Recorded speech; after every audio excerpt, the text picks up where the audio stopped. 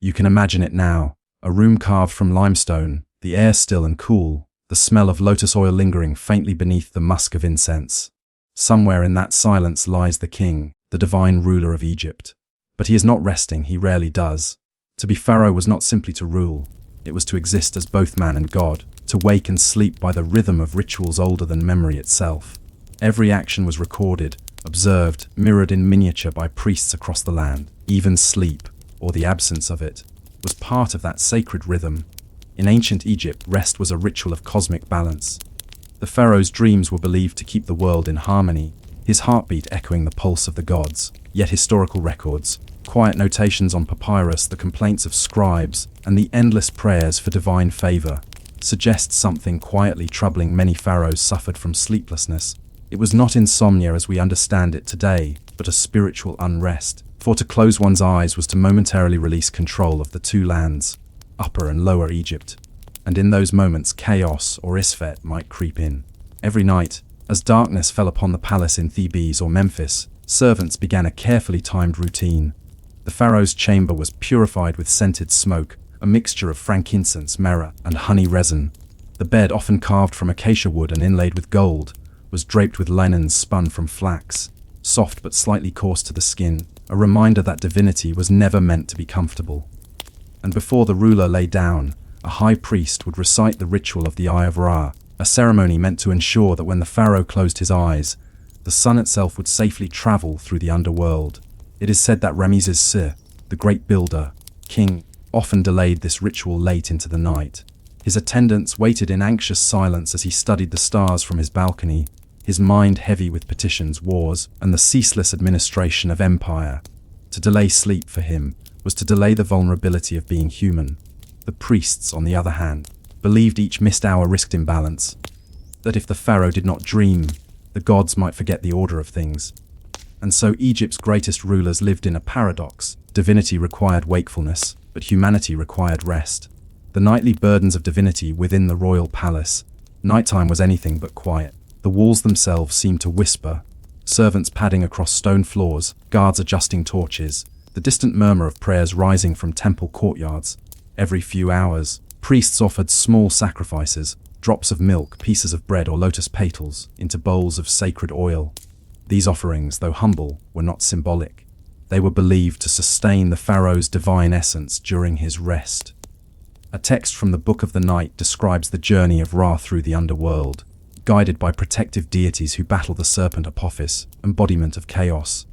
The pharaoh, as Ra's earthly counterpart, was thought to undertake this same journey in his sleep. If he dreamed clearly, Egypt would wake to another sunrise. If not, if his dreams were troubled or interrupted, omens were drawn and days of purification followed. The priests would scour for errors in ritual, the astrologers for flaws in the alignment of stars. It was in many ways a world of anxiety disguised as faith. The historian Herodotus, centuries later, would write with curiosity about the Egyptians' obsession with ritual purity, how even kings lived under strict rules for washing, eating, and resting. But what he could not have seen was the private toll these routines took. For a pharaoh, even the simplest human needs were transformed into cosmic responsibilities. A glimpse into the chamber. Imagine, for a moment, the royal bedchamber of Amenhotep II, one of the grandest rulers of the 18th dynasty. The walls are painted with stars, a celestial ceiling meant to mirror the night sky of eternity. The faint glow of oil lamps casts trembling shadows over hieroglyphs that whisper eternal blessings. The bed itself stands upon a low platform flanked by two small altars.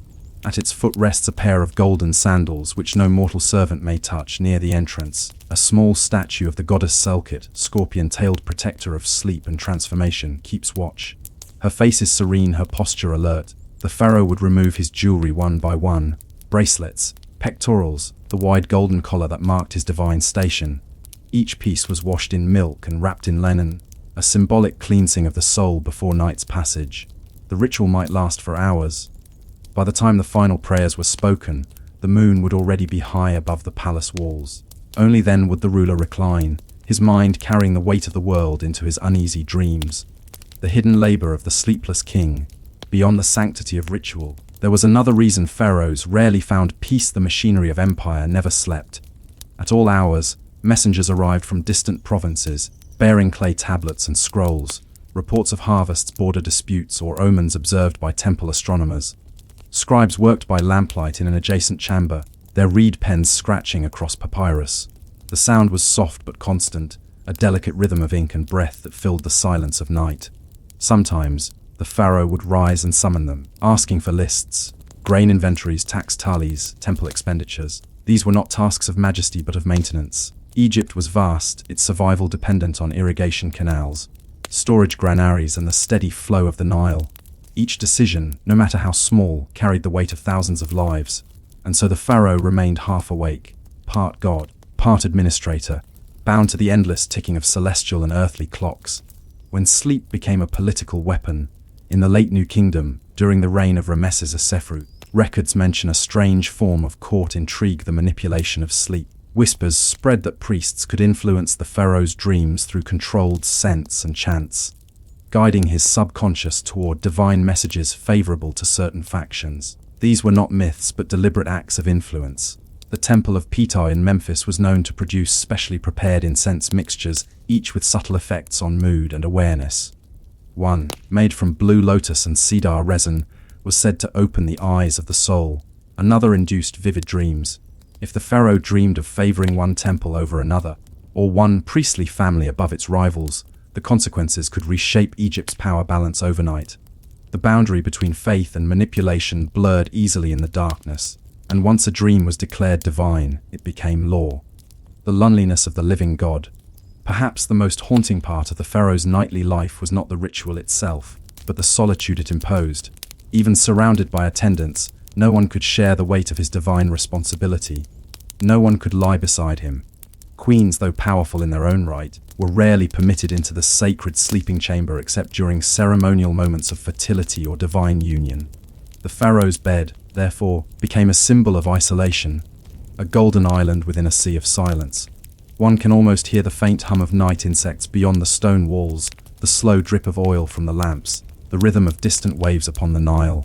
All of Egypt sleeps, farmers, scribes, fishermen, their dreams simple and unburdened.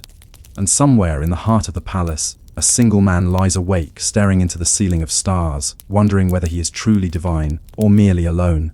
The unanswered question of rest. In modern excavations of tombs, archaeologists have found objects meant to aid sleep. Headrests carved from alabaster, small jars of perfumed oils labeled for dreaming, and protective amulets inscribed with spells of peace. These quiet artifacts speak more tenderly than any monument or statue. They remind us that behind the image of eternal kingship was a human being, searching, as all of us do, for rest. It is said that when Thutmose IV lay dying, he whispered to his priests not a prayer, but a question. Will I finally dream without duty? No inscription answers him. His tomb, though richly adorned, is silent on the matter, and perhaps that is the truest mystery of Egypt's divine kings. That even in the heart of their power, they were haunted by sleeplessness, forever awake to the fragile order of their world. Night fell upon Egypt in layers, not sudden but slow, deliberate. The last light slid from the tops of the pylons, painting the hieroglyphs in muted gold before surrendering to the deep indigo of evening. The priests called this moment the hour of becoming still. It was when the world softened, when breath itself seemed sacred. Within the palace walls, the air cooled, carrying the smell of burning resin and the sweet trace of blue lotus. And deep in the temple quarter, where even servants spoke in whispers, the priests of the pharaoh began their work, not in daylight, but in the silence of night. Their task was a strange one. They were the watchers of the divine sleep, guardians of a god who rarely rested. They called themselves Shemsu, Re, the followers of Ra, and their duty was to ensure that the pharaoh's soul safely followed the sun god's journey through the underworld. Every night, they performed a cycle of invocations known as the Litany of the Hidden Sun. It began just after the last meal of the palace had ended, a modest offering of figs, bread, and beer placed in golden bowls at the foot of the royal bed. The words of the litany were not loud, they were murmured, their rhythms steady and hypnotic, a heartbeat beneath the stillness. In those whispers, the priests guided the unseen, helping the pharaoh cross from the realm of the living into the dreamscape where gods whispered truths. But what did they truly believe happened in that sleep? The science of dreams in the land of the Nile. Ancient Egypt treated dreams not as private thoughts, but as public messages, fragments of divine communication. They were catalogued, interpreted, and even weaponized. In a temple at Deir el-Medina, archaeologists found a papyrus known today as the Chester Beatty Dream Book. Its entries are practical, almost mundane. If a man dreams of eating crocodile flesh, it means he will become a great official. If he dreams of seeing himself dead, it means long life. If he dreams of drowning, it means his enemies are defeated. Every dream had a meaning, and every meaning had consequences. The pharaoh's dreams, however, were not interpreted by ordinary dream priests. They were studied by astronomers, healers, and high scribes who kept nightly records on papyrus scrolls, sealed and hidden within the temple archives. Each morning, those records were brought to the palace court, not to entertain, but to advise policy. A single dream might determine when to begin the harvest, when to summon troops, or when to appease a god. Thus, the pharaoh's rest, or lack thereof, could steer the destiny of a civilization. The Temple of the Sleepless Sun, in the city of Heliopolis, stood one of the oldest sanctuaries in Egypt, the Temple of Ra-Atum. Here, the connection between sleep and divinity was most carefully guarded. It was believed that during the darkest hours, while mortals slept, Ra himself traveled through the 12 gates of the underworld. At each gate, he fought back chaos with the help of divine guardians. If he succeeded, dawn would return. If he faltered, the sun might never rise. This myth shaped the pharaoh's nightly ritual. Each gate corresponded to an hour of the night, and in the royal palace, priests performed 12 small ceremonies to mirror this cosmic passage. They adjusted the lamps, poured libations, and read specific verses aligned with the stars above. At the 6th hour, the deepest part of night, the chamber was completely dark. Only the scent of incense filled the space, and the pharaoh's breathing was the only sound. The priests believed this was the moment when the ruler's soul traveled furthest, passing into the shadowy fields of the underworld to renew his strength. By dawn, if all went well, the king's first breath upon waking was seen as proof that Ra had triumphed again. But there were nights, recorded in the marginal notes of temple scribes, when the ritual faltered, when the pharaoh awoke restless or fearful, claiming to have seen visions of shadowed waters or serpents. On such mornings, the priests would cleanse the temple with extra offerings, fearing that chaos had nearly won. To keep order in the universe was to maintain the pharaoh's rest. The human side of the divine machine behind all this ceremony was a small army of attendants whose names were never recorded. Their labor was the invisible machinery of holiness. There were linen washers who cleaned the pharaoh's bedding daily, using natron and Nile water to purify the fibers. There were oil keepers who mixed perfumes, cedar, myrrh, lotus, stored in alabaster jars sealed with beeswax. There were lamp bearers who tended the flames all night, their duty to ensure that not even a moment of darkness went unguarded. And among them were the sleep priests, perhaps the strangest of all. These men were not healers or magicians. They were observers. Their task was to remain awake while the pharaoh slept, sitting silently at the foot of the bed, listening to the rhythm of his breathing. If his breath quickened, they noted it. If he muttered in his dreams, they memorized the words. If he stirred, they whispered invocations of calm. No one ever spoke to them. When dawn came, they disappeared into the temple, leaving behind only the scent of incense and the faint marks of their sandals on the floor. It was said that those who served as sleep priests rarely lived long. The sleeplessness consumed them, as if the pharaoh's unrest was contagious. Yet they continued, believing that through their vigilance, the world remained stable. Pharaohs and the fear of nightfall. To modern ears, it might seem strange that rulers so powerful feared something as gentle as sleep. But in Egypt's symbolic world, night was not peaceful. It was a temporary death. Each sunset was a rehearsal for the afterlife. The darkness that swallowed the desert was the same darkness that filled tombs. To sleep was to die briefly and hope to awaken. Even the language reflected this fear. The Egyptian word for sleep, rest, shared its roots with words for forgetting and passing away. The difference between a dream and a death was only the priest's prayer.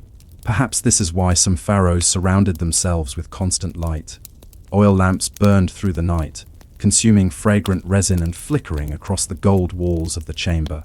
The shadows danced, and in their shifting forms, attendants sometimes thought they saw figures, guardians or enemies, depending on the pharaoh's mood. Ramesses III reportedly ordered his chamber walls polished to a mirror sheen, so that even the faintest flame reflected 1,000-fold, banishing darkness. His bedchamber, one scribe recorded, was as bright as noon though the moon was hidden, but light brings its own torment. The human body yearns for the dark, and so, beneath all the glittering gold, Sleepless kings grew hollow-eyed, their dreams replaced by visions born of exhaustion. The record of a restless dream. Among the surviving fragments of ancient texts, one dream stands out. The dream stela of Thutmose IV, carved centuries before Ramesses. As legend tells, the young prince fell asleep at the base of the Great Sphinx after hunting in the desert.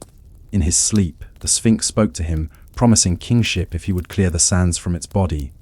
Whether or not the dream truly occurred is uncertain, but what matters is how Egypt treated it. As divine truth, dreams were power. To claim one was to claim divine right. It is possible that later pharaohs, restless in their endless nights, envied Thutmose's clarity. His dream gave him purpose. Theirs only burdened them with duty. Some historians suggest that later rulers attempted to recreate such visionary dreams through controlled rituals. Fasting, incense inhalation, even brief sleep deprivation. They sought revelation through exhaustion. In that search, we see the quiet desperation of men trapped between heaven and earth, trying to find meaning in the shadows behind their eyes. The sleepless empire beyond the palace, Egypt itself, mirrored this restless rhythm. The irrigation channels of the Nile flowed in cycles that demanded constant vigilance. Farmers stayed awake by torchlight to repair embankments before the flood. Bakers rose before dawn to grind the grain that fed the temples. Even the cities glowed faintly through the night, a constellation of lamps along the riverbanks, each one a tiny echo of the royal chamber. The pharaoh's insomnia, in a strange way, became the rhythm of the nation. His sleepless divinity justified the endless labor of his people. If the god-king never rested, how could they? The hidden cost of divine vigilance. Over time, this ritualized wakefulness took a toll. Ancient medical papyri, like the Ebers Papyrus, described treatments for fevers of the heart and nights without calm. These were ailments of kings and priests, not peasants. Remedies included honey mixed with poppy seed, or the smoke of burning mandrake. The effects were likely mild sedation, a fragile reprieve from divine anxiety, but the deeper illness remained. The pharaoh could not simply rest. His body was the axis of order, his dreams the fuel of creation. To sleep too deeply was to risk the unmaking of the cosmos, and so the priests kept their lamps burning. The scribes kept their pens ready. The empire turned beneath a canopy of stars, sleepless and magnificent. A glimpse at dawn, when the first pale light touched the palace walls, the rituals reversed themselves. The priests recited hymns to awaken the god, sprinkling water from the Nile upon the threshold. The pharaoh's attendants entered quietly, removing the linens, washing the bedposts with scented oil. If the ruler's breathing was steady, they smiled. The world had been renewed. Outside, the city stirred. Potters, fishmongers, farmers, unaware that their mourning depended on a dream that may never have come. And high above, the sun returned once more, climbing the horizon like a weary god reborn. Morning came, as it always did. But for the pharaoh, morning was no longer a renewal. It was an echo. His body, once vibrant and golden in the sunlight, now moved through ritual by habit rather than faith. The priests bowed, the courtiers praised, the empire turned. And still, he did not sleep. In the quiet chambers of the palace, the walls were heavy with the scent of oil and age. The once vivid paintings of gods had grown pale with years of smoke. The great ruler, divine in name and wary in flesh, had come to understand a truth whispered only among the oldest of the priests, that even gods must one day rest.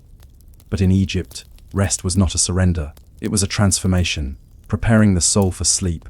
The final years of a pharaoh's reign were often filled with building, temples, statues, colossal tombs that stretched into eternity. To most, these were symbols of power.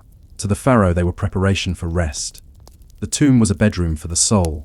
The architects called it Per Dejet, the House of Eternity. Its design was a mirror of the palace, reversed and purified. Every chamber, every corridor was aligned with the path of the sun, the journey from west to east, from death to rebirth. In the Valley of the Kings, laborers worked in endless silence, their hammers muffled with cloth. They carved corridors deep into the limestone cliffs, tracing constellations on the ceilings and painting scenes from the Book of the Dead, spells to guide the pharaoh through the dreamlike landscape of the afterlife. By day, they worked under a merciless sun. By night, they slept beside their chisels, exhausted, dreaming of the same eternity they were helping to build. Few of them would ever see the face of the king whose tomb they carved. Yet each believed that their work, though dull and repetitive, held divine purpose, that by creating a place for one man to sleep forever, they ensured that the cosmos itself would continue to wake. The slow art of stillness. When the pharaoh's time grew near, his rituals of wakefulness began to change. Instead of being guarded by the Shemsu, priests, he was tended by the Wab, the pure ones. These priests specialized in the transition between life and death, performing sacred washings and recitations meant to ease the soul's passage. The ruler was taught how to lie perfectly still, how to breathe in rhythm with eternity. He learned to eat less, to speak softly, to walk as though already weightless. Each gesture was a rehearsal for the great sleep to come. Even his language shifted. Words like rest and silence began to replace rule and command. When he addressed his court, he spoke as if from another world. "I have watched the night for many years." One late inscription reads, "Now, I will let the night watch me." It was not fear that filled him, but a slow acceptance. The understanding that immortality was not in the body, but in the calm that followed it. The dream houses to walk inside a pharaoh's tomb today is to step into that philosophy of eternal rest. The air is still. The paintings shimmer faintly beneath the light of a torch. The ceilings are covered with stars, thousands of them, arranged in quiet precision. Every line of hieroglyphic text is a lullaby written for eternity. The walls whisper of rivers and fields. The field of reeds, where the dead could walk forever in soft grass under golden light. There, sleep and wakefulness are the same. There, the pharaoh is no longer burdened by vigilance or fear. He becomes a god not through conquest, but through surrender. The ritual of the last night, when death finally approached. The ceremony was unlike any other. The priests dimmed the lamps. The chamber was filled with the scent of blue lotus, the flower of sleep and rebirth. The pharaoh was laid upon his bed, his head resting on a curved stone headrest. The high priest of Anubis began to chant, his voice low and steady. It was not a prayer for survival, but for transition, a call to guide the king from restless wakefulness into eternal calm. They believed the soul, the bai, would rise like a bird at the moment of death, fluttering briefly above the body before beginning its long journey toward the stars. Each amulet, each strip of linen, was placed with deliberate care. Over the heart, the priest set a scarab engraved with a single line, "Do not let my heart bear witness against me." When the final spell was spoken, silence filled the chamber. The pharaoh's eyes closed, and for the first time in his life, perhaps, he truly slept. The embalmer's vigil for 70 days, the body was prepared. Embalming was not merely preservation, it was continuation of the sleep ritual. The body was drained, purified with wine and palm oil, and filled with resins and linen. Each gesture was sacred, performed in rhythm with ancient chants. The heart, considered the seat of consciousness, was left untouched, for it held the memory of every dream. The brain, by contrast, was removed, for thoughts were seen as earthly distractions, unnecessary in eternity.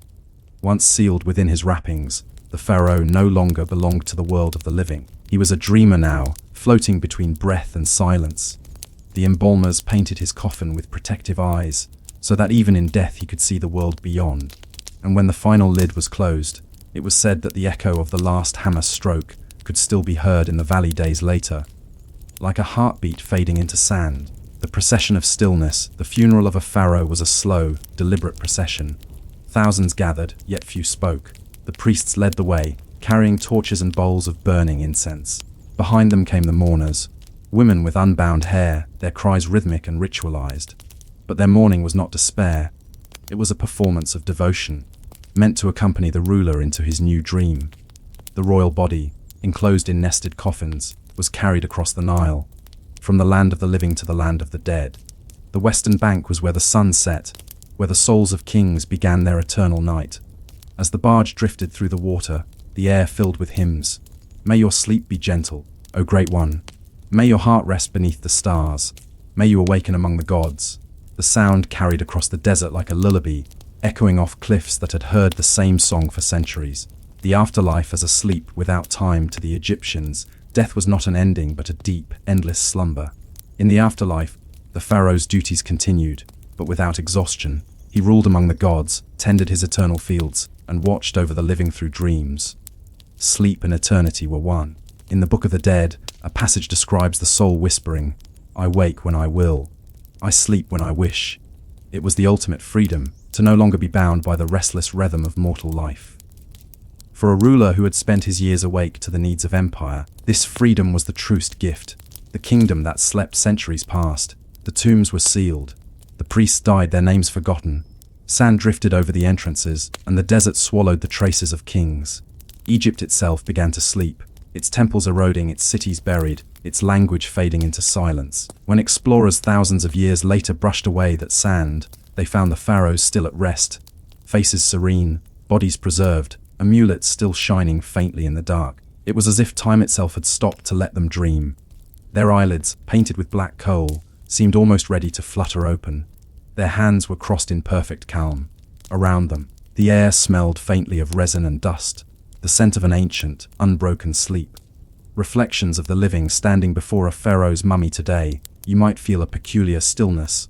The museum light hums softly, but the face within the wrappings seems beyond sound.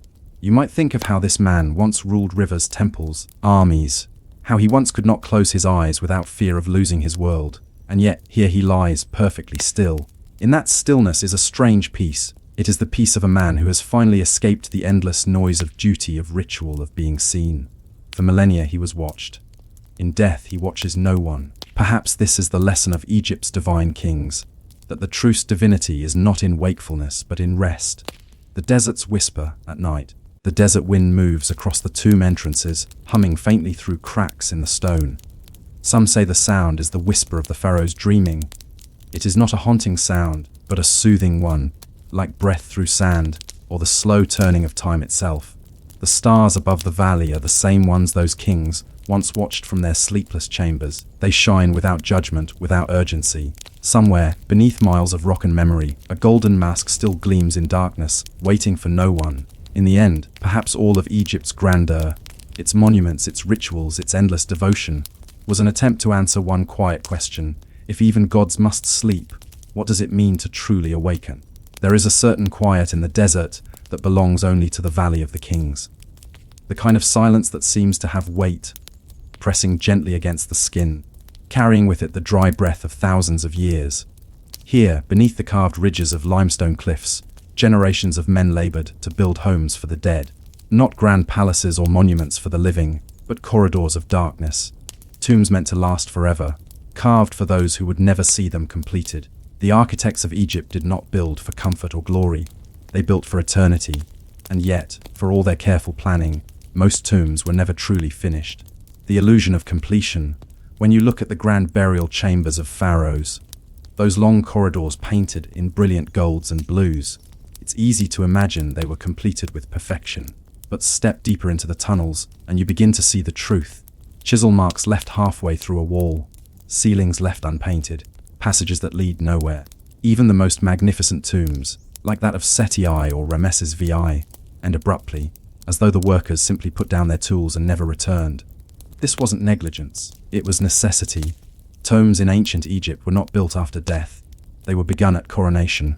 The very day a new pharaoh took the throne, architects and draftsmen were summoned to begin the long labor of crafting his house of eternity.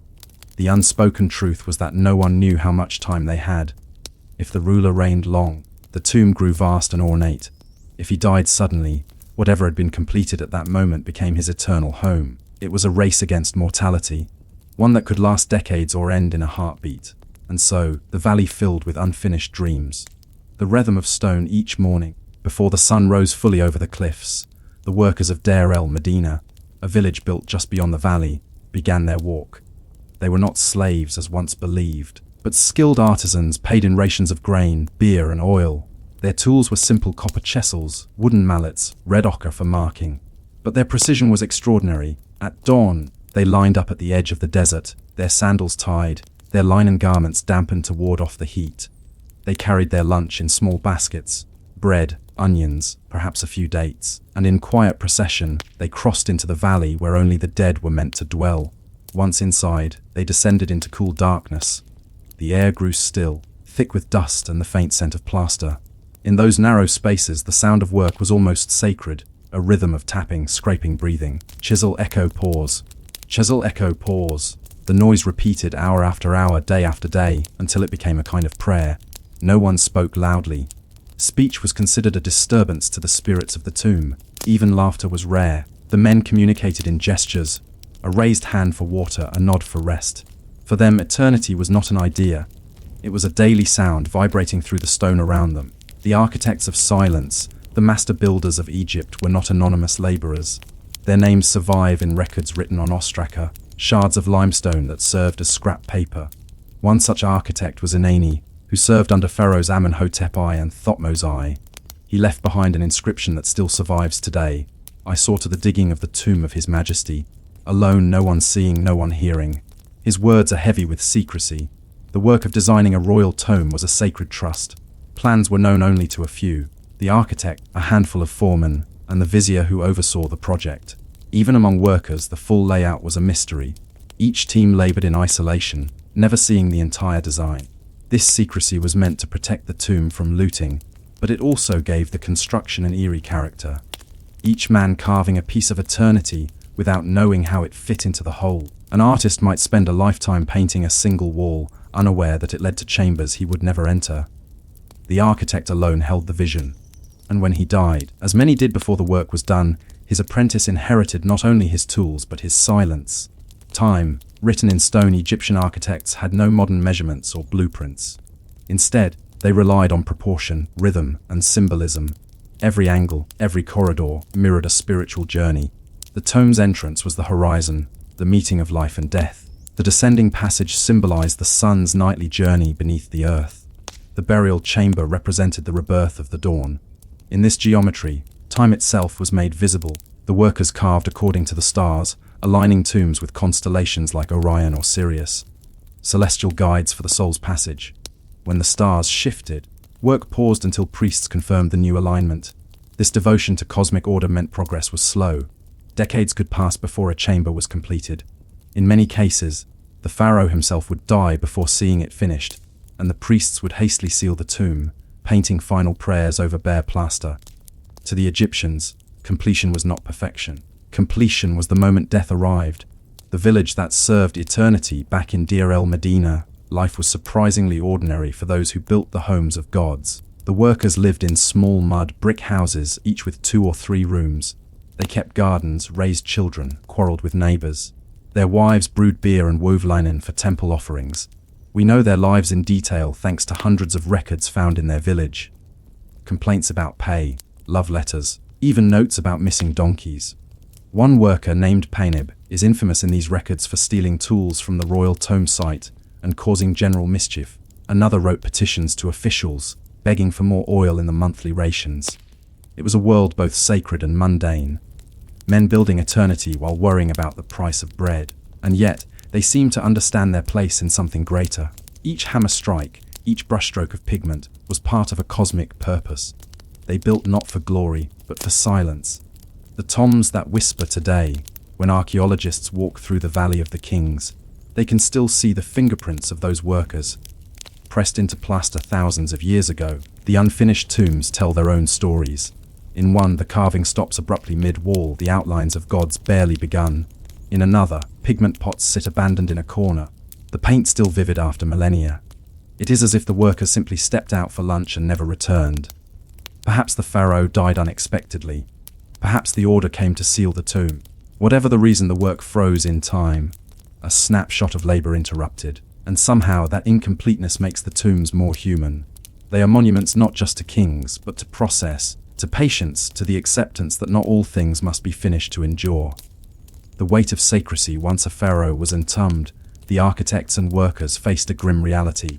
The location of the tomb was a state secret, known only to those who built it. To prevent grave robbery, the builders were sometimes relocated, and in darker rumors even executed. Archaeological evidence suggests most workers of Deir el-Medina lived and died in their village, yet the descendants disappeared from records after the new kingdom's fall. Did they carry their secrets to their graves? Likely, for even in silence the oath of secrecy endured. The valley remained sacred ground. No one entered again once a tomb was sealed, not even the priests. The entrances were buried, their paths disguised.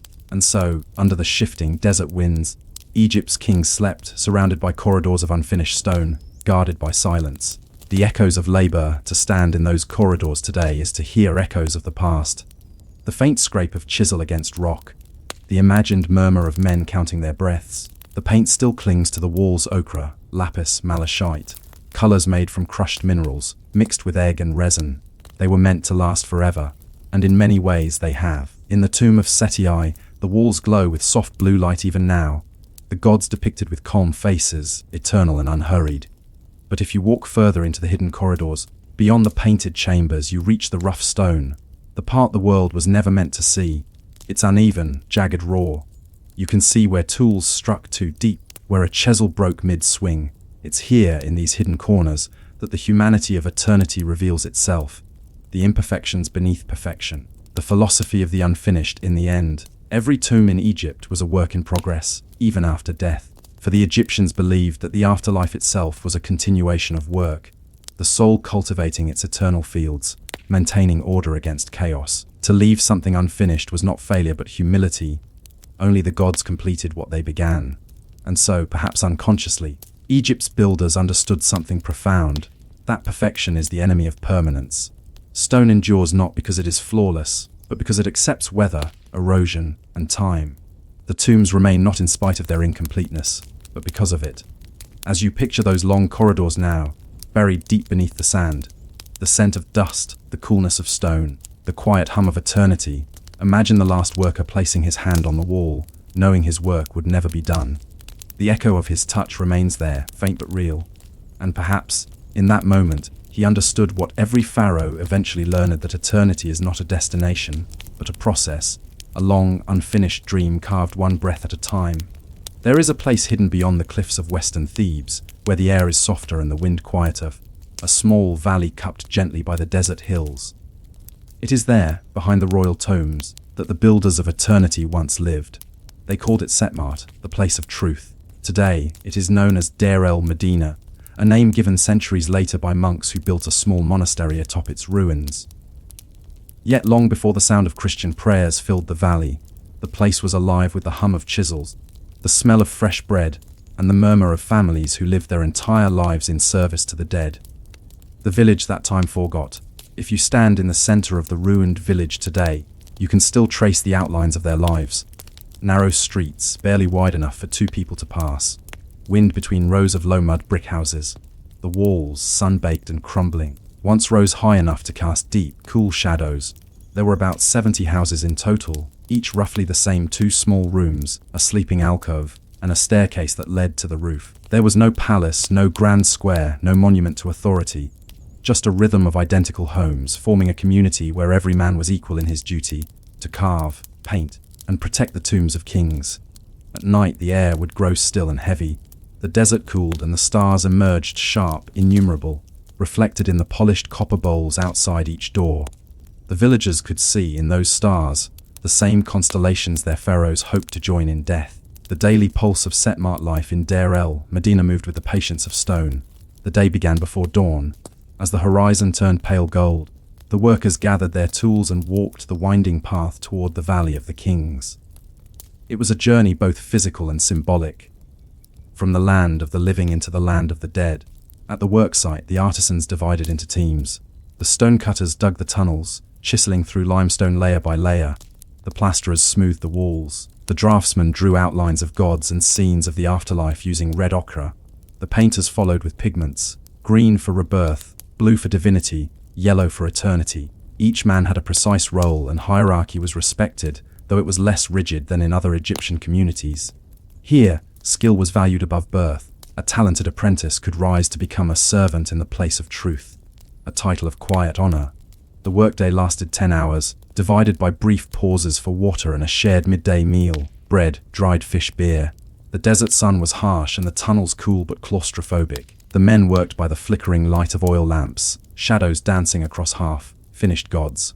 By sunset, they returned home, crossing back over the ridge into the living world. Children would run to greet them, and wives would open the doors, releasing the smells of lentils, garlic, and wood smoke into the evening air. The wives of the dead builders, the women of Deir el-Medina, carried the pulse of the village as much as the men did. While their husbands carved eternity, they maintained life. They wove linen for temple offerings, brewed beer in clay jars, and ground grain on flat stones that left their hands calloused and strong. They also kept the gods close. Each home had a small shrine, often painted directly on the wall. The goddess Tauret, shaped like a pregnant hippopotamus, protector of mothers and children, stood beside the household god Bes, a squat, smiling figure believed to drive away evil.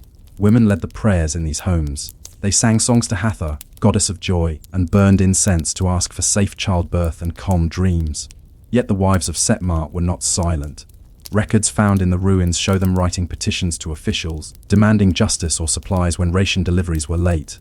In one famous case, a woman named Nonok left a will, written in her own words, deciding which of her children deserved inheritance based on their respect for her in old age. Her voice, preserved on papyrus, is one of the earliest examples of a woman's legal agency in history. In Setmart, even within the shadow of kings, ordinary life found room to breathe. The first strike in history for years, the workers toiled in rhythm, their rations delivered regularly by the temple storehouses of Thebes. But one year, around 1157 BCE, during the reign of Rameses I, something changed. The grain shipments stopped. Week after week, the men went unpaid. Their children grew hungry, their oil lamps burned out. And finally, the silence of the valley broke. The workers of Deir el-Medina stopped working. They laid down their chisels and walked, not into the tombs, but to the temples of Thebes, where they sat outside the gates and refused to move until they were fed. Their protest was peaceful, orderly, and astonishingly modern. A scribe recorded their words: "We are hungry. We have no clothes, no ointment, no fish, no vegetables. Send word to the Pharaoh, our good lord." Eventually, the officials relented. Bread and beer were distributed. The men returned to their chessels. It was, by every measure, the first recorded labor strike in human history. The builders of eternity had momentarily built something else: the concept of justice through unity. The quiet rebellions, though loyal to pharaoh and priest alike, the workers of Setmart were not immune to temptation. The Valley of the Kings, for all its sanctity, was a place of immense wealth. Gold, alabaster, sacred oils, treasures meant for the afterlife, buried within reach of those who carved their containers. There are hints in papyri and ostraka of thefts committed by desperate men. One such record tells of a foreman accused of stealing amulets from a royal tomb. Another mentions a group of laborers smuggling small items out under their garments, trading them secretly in Thebes for food. Sometimes they were caught, sometimes not. But the most haunting truth is that by the end of the New Kingdom, even the royal tombs themselves were plundered, often by men who once built them. Hunger had replaced reverence. The sacred valley became a place of secrets, both holy and profane. The burden of secrecy from the day a tomb was begun. Secrecy wrapped the work like linen around a mummy. Each man swore oaths before the gods never to reveal the location or contents of the tombs. The punishment for betrayal was death, not just in body, but in spirit. The villagers of Setmart lived with this burden constantly. They could never speak of what they saw underground, not even to their families. This silence shaped them. Imagine living your whole life creating magnificent halls and sacred chambers, yet never being allowed to describe them, even to your children. To the outside world, they were simple workers, but beneath the desert, they were sculptors of eternity. The tomb of the artisans, when these builders died, they were not buried among kings, but their graves still reflected a quiet dignity. Just beyond the village lies a small necropolis, a cluster of tombs built for the craftsmen themselves.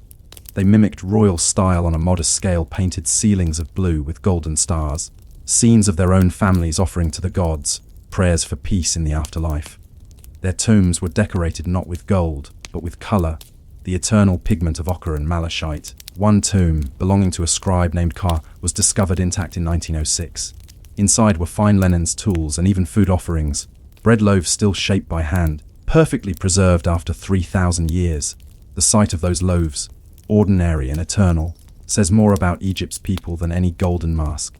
They believed that the details of life mattered, that eternity could be built not just from stone, but from routine, from bread, from color, from work done in silence.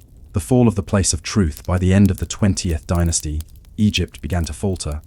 The treasury ran dry, the Nile's floods grew erratic, and the great monuments ceased. The men of Setmart, unpaid and disillusioned, began to abandon the valley. Tomes were left unfinished. Paintings halted mid-stroke. The once steady rhythm of chisels faded. Soon, the desert reclaimed the village. Sand drifted through the doorways, wind erased footprints, and the little houses filled with silence once more. For over 2,000 years, no one lived there, and yet, when archaeologists uncovered it in the early 1900s, they found the village astonishingly intact. Papyri still lying in corners, jars of grain still sealed, tools still waiting by the walls. It was as if the workers had only stepped out for the day, perhaps to check on a tomb, and simply never returned. The eternal work today. You can stand at the edge of Deir el-Medina and still hear that silence. The hum of lives folded gently into the sand. The air carries the faint scent of limestone dust. The sun burns as it did then. You can almost imagine them walking past you, the scribe Ka with his writing palette, the foreman Panib, muttering to himself, Nonot carrying water to her home. Ordinary people, bound to an extraordinary purpose. They built for others what they could never have for themselves, immortality, and in a way they achieved it. For their names, their words, even their arguments over pay still survive. The bureaucratic minutiae of their lives, those boring details, have made them immortal. They carved the tombs of kings, but they also carved their own history into the fabric of time. And now, as we stand among the ruins under the same stars they once saw, we might ask, was their devotion to the dead a way of escaping the impermanence of their own lives? Or did they understand, better than we do, that eternity is built not in golden monuments, but in the quiet persistence of daily work? For centuries, the Valley of the Kings lay silent. The pharaohs slept beneath layers of stone, sand, and shadow, and beyond them, hidden behind cliffs and windswept ridges, the village of Deir el Medina remained buried in dust, forgotten by time. Yet even in its quiet absence, the village was never truly lost. Its presence lingered in the whisper of the desert wind, in the scattered pottery shards, in the faint echo of footsteps pressed into dried mud. The men and women who had lived there, who had labored in darkness to build eternity, had left traces so subtle that they might have remained invisible forever, if not for the curiosity of later generations, rediscovering a forgotten world. In the early 19th century, explorers and archaeologists began to take notice of the western cliffs of Thebes. Initial expeditions focused on the grand tombs of pharaohs, Rameses, Seti, Thutmose. But it was not the tombs themselves that yielded the greatest stories, it was the small village beyond them. Deir el Medina, when first uncovered, appeared almost like a mirage. The mud brick walls had endured thousands of years, surprisingly intact. Inside, shelves held remnants of daily life, broken bowls, shards of painted plaster, tools, and even tokens of personal devotion. It was a world frozen, yet vibrant. Every object told a story. Every fragment, no matter how mundane, revealed the rhythm of ordinary people living extraordinary lives in service of eternity. Archaeologists found letters and notes scratched on ostraka, fragments of limestone used as everyday writing surfaces. Here were complaints about grain rations, instructions for painting a wall, messages of love and affection. One ostracan preserved the scolding of a father to his son. You have not fetched the water as you promised. Do not let laziness enter the house of life. Another recorded a legal dispute over inheritance, a mother deciding which child would receive which possessions. These fragments offered a window into the world of people whose work was meant to honor the dead, but whose lives were full of the ordinary struggles of the living. The tools of eternity. Among the most evocative finds were the tools themselves. Copper chisels, mallets, pallets of pigment, all carefully preserved by the desert's dry air. A single pallet could hold several colors of powdered mineral, neatly arranged: blue from lapis lazuli, green from malachite, red from ochre. The colors were mixed with gum or egg to create durable paints. These paints decorated the tomb's walls, the ceilings, and even the sarcophagi themselves. Each tool was ordinary, yet extraordinary in its purpose. With them, the workers carved halls meant to house the pharaoh's eternal rest.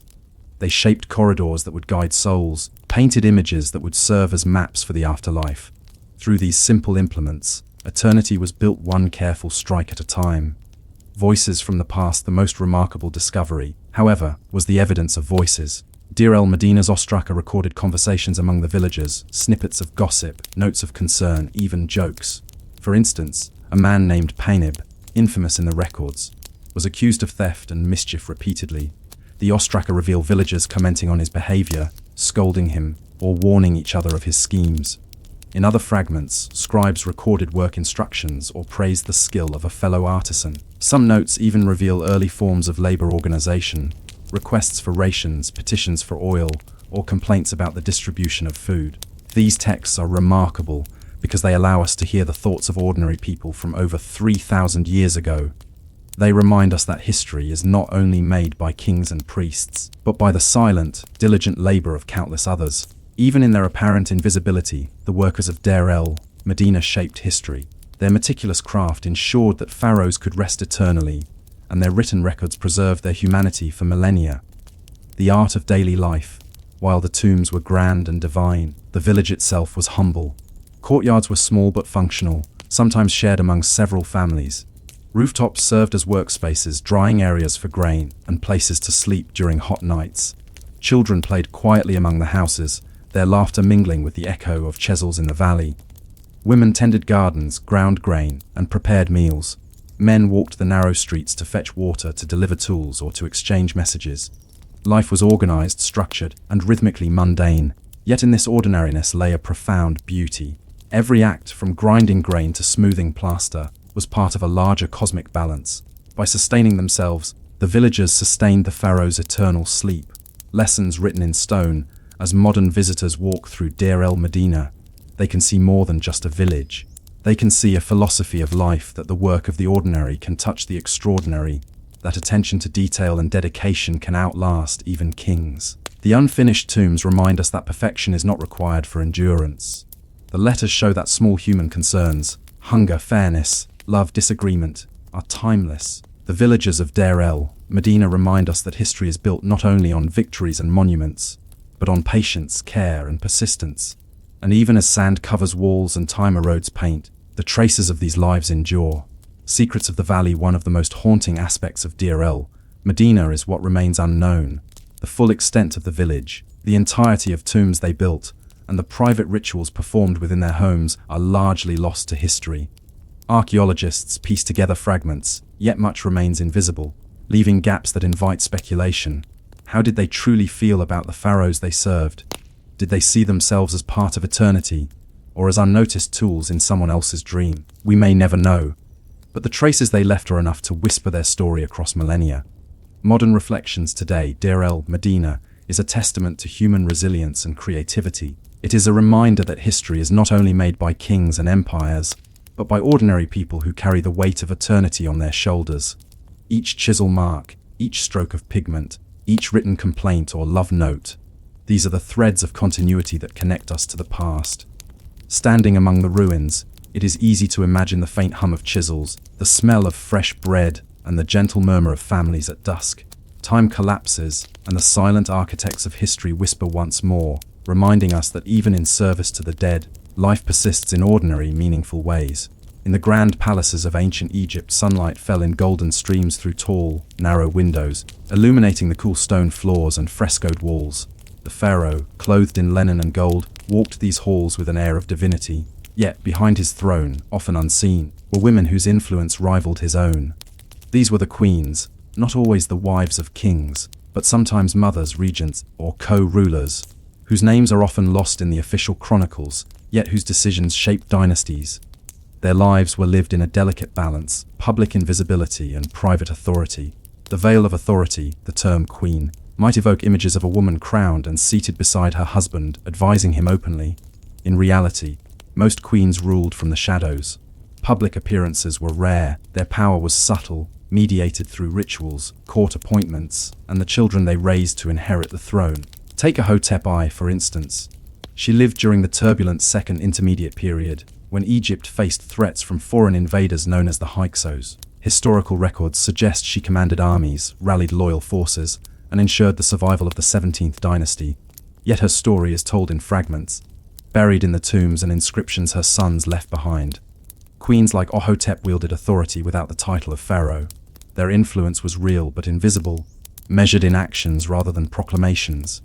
Daily life in the palace life for these women was both luxurious and constrained.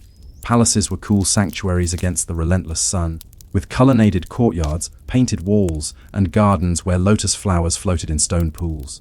Queens had their own quarters, often richly decorated, with rooms for bathing, sleeping, and private council. They wore fine linen robes, adorned themselves with jewelry of gold and semi-precious stones, and applied cosmetics not just for beauty, but as protective ritual symbols. Kohl around the eyes to ward off evil, red ochre for vitality. Yet luxury came with constant scrutiny. Every action was observed by attendants, scribes, and priests.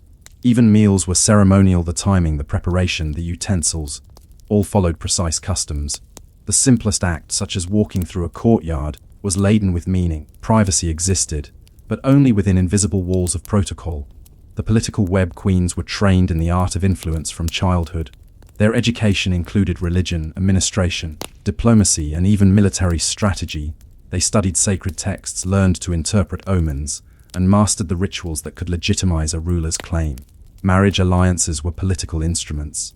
A queen might marry a pharaoh to cement loyalty between noble families, then wield her position to sway court decisions. She could place her children in strategic positions, ensuring the dynasty's continuity.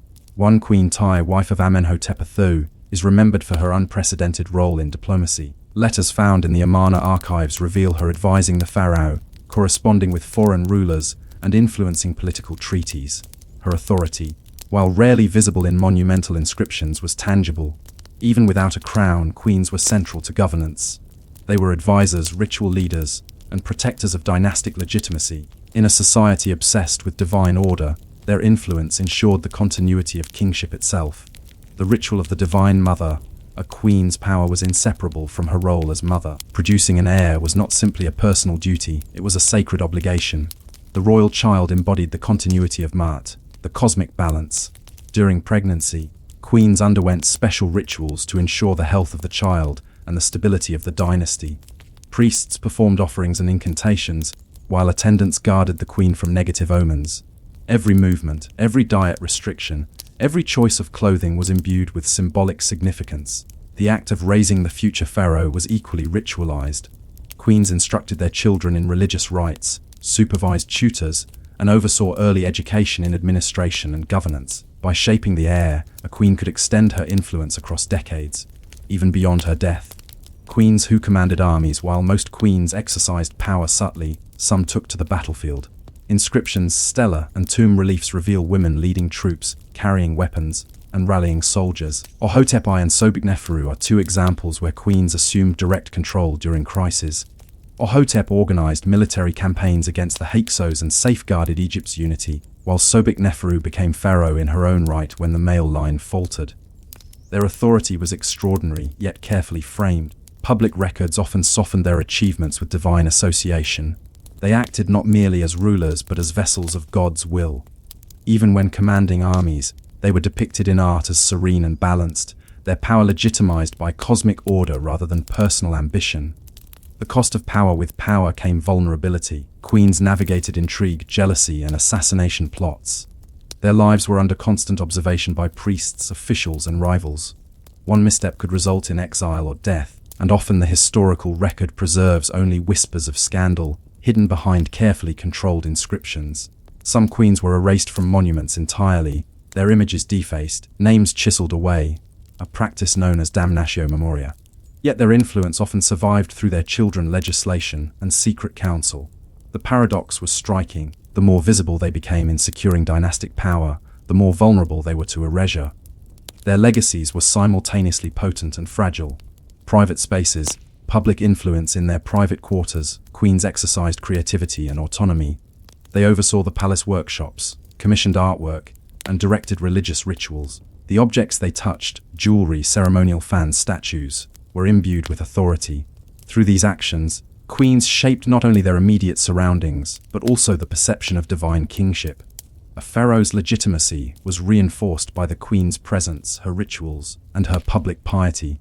Even a simple act, offering incense to a deity on behalf of the pharaoh, carried enormous weight.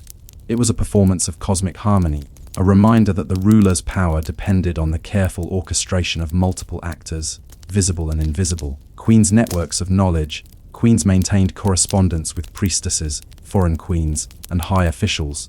They gathered intelligence, advised on trade negotiations, and mediated disputes. The Amarna letters, a collection of diplomatic correspondence from the 14th century BCE, reveal the subtle hand of queenly influence.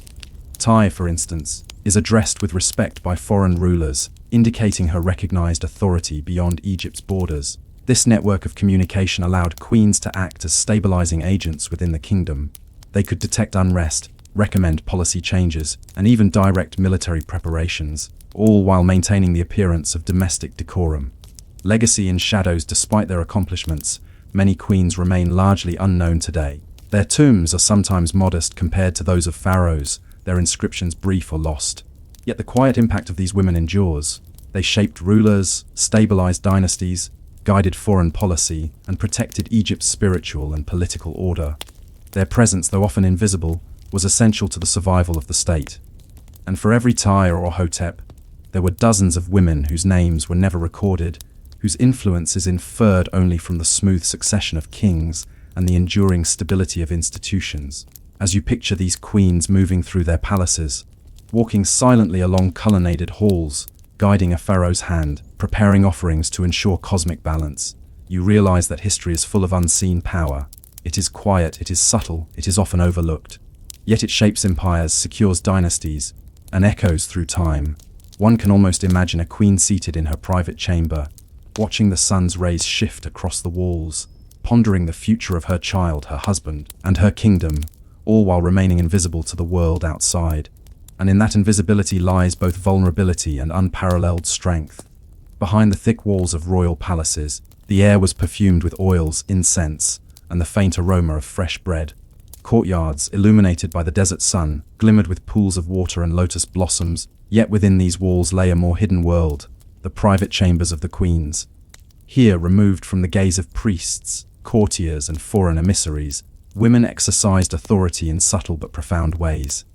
It was in these intimate spaces that the queens of Egypt shaped the political, spiritual, and familial life of the kingdom. The architecture of privacy, the layout of a queen's quarters, was deliberate. Rooms were arranged around small courtyards, allowing sunlight to illuminate interior spaces while preserving discretion. High walls and latticed windows offered both ventilation and seclusion. Within these chambers were sleeping alcoves, storage for ritual objects, and private areas for grooming and contemplation. Painted walls depicted scenes of gods and goddesses, offering protection, inspiration, and reminders of divine authority. Even the smallest details mattered: a carved niche for incense, a decorative screen to separate spaces, or a small pool to cool the air. These elements created a sanctuary where the queen could think, plan, and guide the kingdom without interruption. Rituals and routines. Daily life in the royal chambers was a careful blend of the mundane and the sacred. Mornings often began with personal grooming and ritual purification, bathing in perfumed water, anointing the body with oils, and applying protective cosmetics like kohl and malachite. Breakfast was simple yet symbolic: bread, dates, and beer. Meals were often consumed quietly, sometimes with a scribe recording details or a priest performing a small blessing. Each act, even eating, had an air of ritual significance. Queens observed strict routines for spiritual practice. They performed offerings to household gods, recited hymns, and oversaw the preparation of ceremonial objects used in palace rituals. These practices were not merely religious. They reinforced political authority by linking the queen's daily life to cosmic balance. Children as instruments of influence. Perhaps the most important part of a queen's daily life was the upbringing of her children, especially heirs to the throne. Education was rigorous. Princes and princesses were tutored in reading, writing, law, administration, and religious rituals.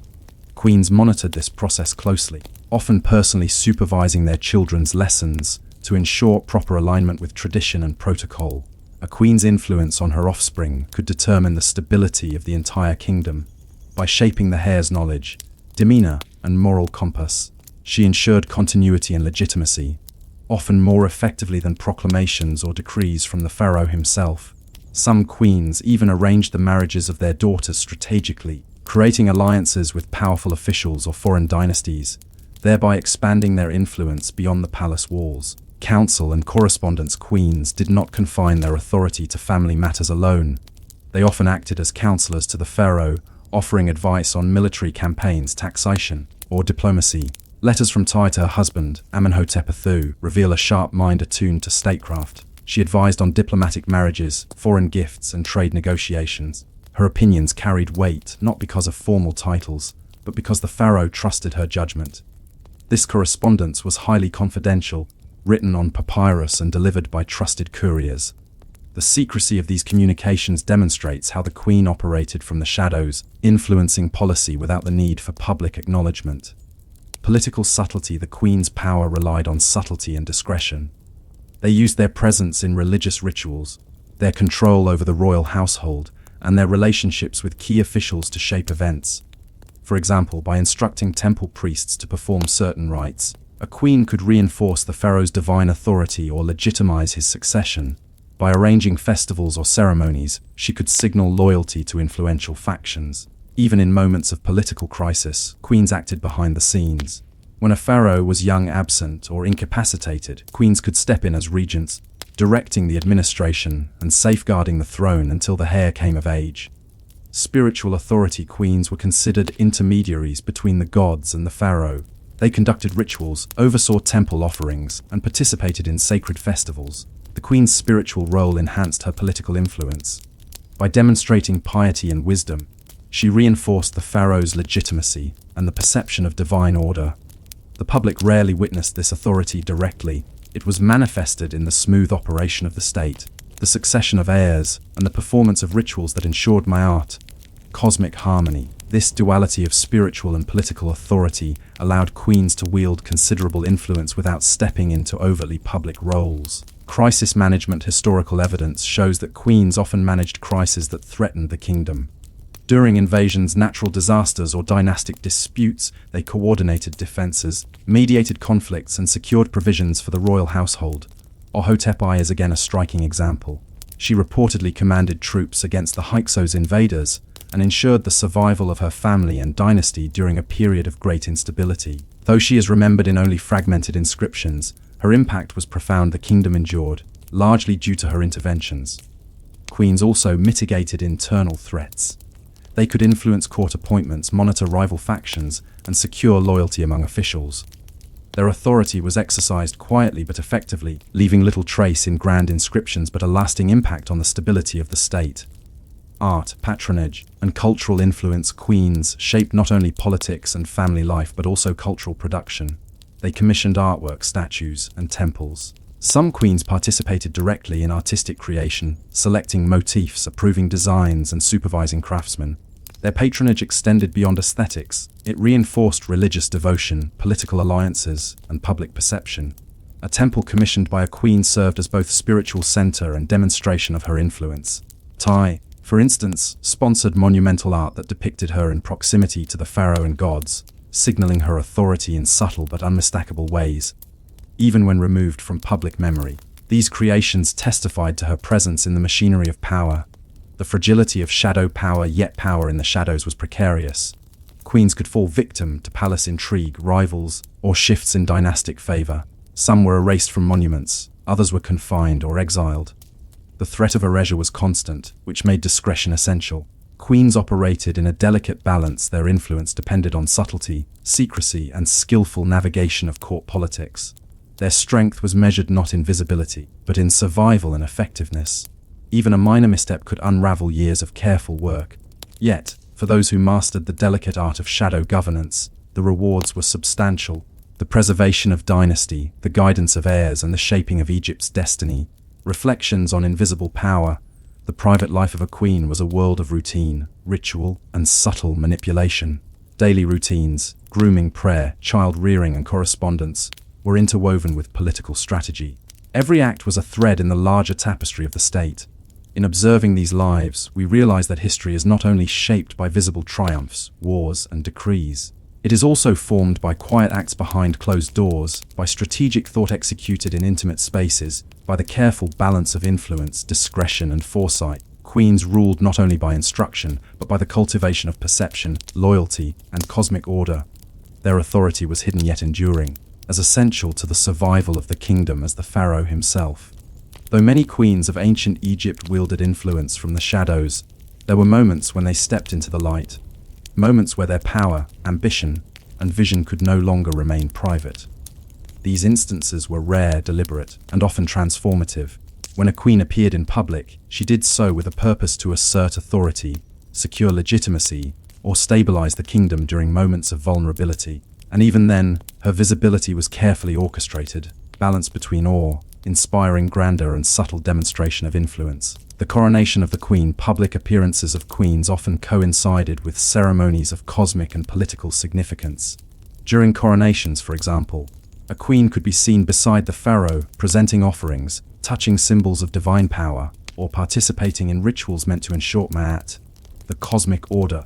The sight of a queen on such occasions was rare, and her presence communicated authority without words. The population, priests, and officials recognized her role not just consort but as stabilizer of dynasties. Her gestures, positioning, and participation in rituals conveyed a silent but unmistakable message. She was both protector and participant in the eternal governance of Egypt. Hatshepsut, the pharaoh queen. Few queens exemplify public authority as vividly as Hatshepsut. Rising in the 18th dynasty, she assumed the throne as pharaoh after the death of her husband and during the minority of her stepson, Thutmose III.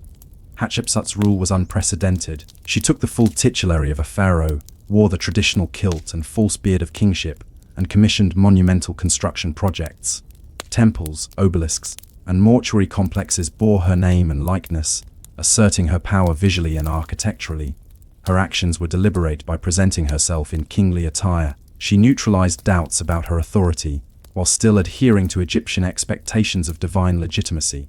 Even the religious rituals she oversaw reinforced her role as the earthly embodiment of the god's will. Hatshepsut's story illustrates that while most queens wielded subtle influence, some transcended convention entirely, merging visibility with authority to extraordinary effect. Cleopatra diplomacy and theater. Centuries later, Cleopatra the Pharaoh provides another striking example of queens in public life. Unlike Hatshepsut, Cleopatra's reign coincided with Egypt's interaction with the Mediterranean world and Rome. Her power relied on both presence and performance. She presented herself as a living embodiment of the goddess Isis, aligning political authority with religious symbolism. Through her public appearances, diplomatic negotiations, and strategic alliances, she influenced the trajectory of empires beyond Egypt's borders. Cleopatra's example underscores a crucial lesson: visibility in leadership was a tool, carefully wielded to inspire, intimidate, and persuade. Unlike the quiet authority of her predecessors, her influence was enacted in broad daylight, yet still intimately tied to rituals, symbolism, and cultural expectation. Monumental legacies. Queens who appeared publicly often left the most enduring marks on history through architecture, art, and monumental inscriptions. Obelisks, statues, and temple reliefs depicted queens performing sacred rituals, interacting with gods, or overseeing construction projects. These works were not merely decorative, they were political statements, asserting divine sanction and legitimizing authority. Even when defaced or erased, traces of these monuments remain. Modern archaeology allows us to reconstruct these narratives, revealing the strategic genius and cultural impact of queens who dared to be seen. Hatshepsut's mortuary temple at Deir el-Bahari, with its terraces, statues, and inscriptions, exemplifies how queens shaped not only the spiritual and political life of Egypt, but its architectural heritage. Queens as protectors of dynasty. Public visibility also served a protective function. When pharaohs were young, absent, or challenged, queens could act decisively to safeguard succession. Records indicate that queens sometimes commanded armies, marshaled resources, or negotiated treaties in their husbands' or sons' names. Their authority was reinforced by divine association. Participation in rituals, depictions with gods, and presence at temples created legitimacy that could withstand political turbulence. In this way, queens in the public eye were not merely ceremonial, they were guardians of dynasties. Their visibility was calculated to stabilize succession, maintain loyalty, and demonstrate continuity to the people. Lessons in leadership. Observing these queens reveals patterns of leadership that transcend time. Authority was multifaceted. It combined strategic decision-making, ritual performance, familial stewardship, and public presence. Queens balanced discretion with visibility, subtle influence with decisive action. They understood the power of symbols, appearances, and narrative, using culture and religion as tools of governance. In a world dominated by men, these women found innovative ways to assert control, sometimes quietly, sometimes dramatically, but always effectively. Enduring impact. Though many queens' names have been lost or erased, their influence persisted through generations. Dynasties endured, tombs were constructed, rituals maintained, and institutions stabilized thanks to their guidance. Even today, when we study Egypt, we see the imprint of their authority, not only in grand monuments but in the survival of the state across centuries of potential chaos. Their legacy is subtle but profound. They remind us that leadership can exist without constant visibility, that power can be exercised behind the veil, and that influence often thrives in the spaces where attention is scarce. Reflection. As you imagine these queens walking through temple corridors, overseeing rituals, and commanding respect from courtiers, you begin to understand the duality of their existence. They lived in shadows, yet their shadows stretched across generations. They mastered the art of subtlety without sacrificing efficacy, leaving behind lessons in diplomacy, strategy, and human resilience. Even when erased from official history, their work endures, in monuments, in policies, in the survival of dynasties, and in the quiet echo of their influence across time. Imagine walking through a medieval town in the early 14th century.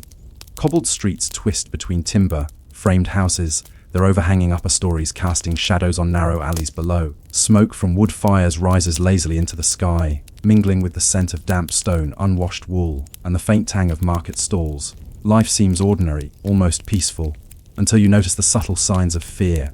Windows shuttered, doors barred, children whispering in corners.